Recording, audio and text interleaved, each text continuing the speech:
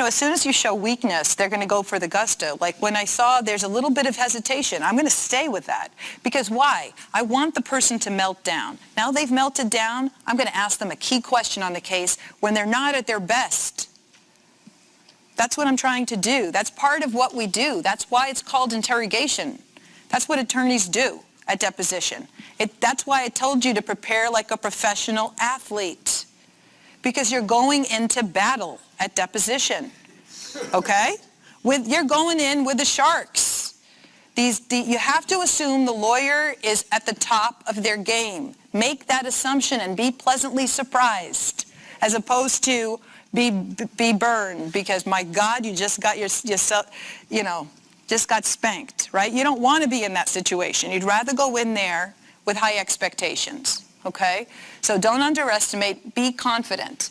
Prepare like a professional athlete, know the record cold, study all the prior statements that you've made, understand the words that you've used, play it out, how are you going to answer,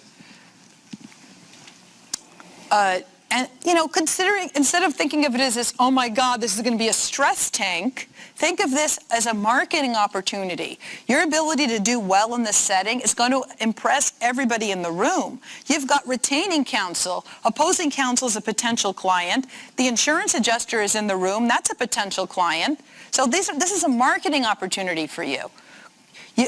Testifying is not for the faint of heart. You have to have a thick skin.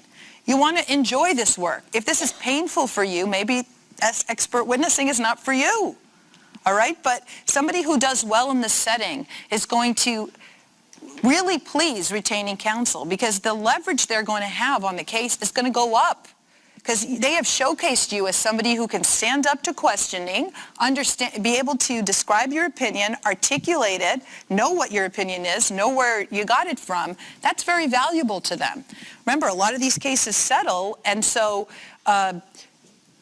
that's their leverage. If you bomb, the value of the case goes down. If you do great, the value of the case goes up, right? So all of this is going on, but you got to embrace it and think of it as this marketing opportunity to do really well, to show this is what I can do.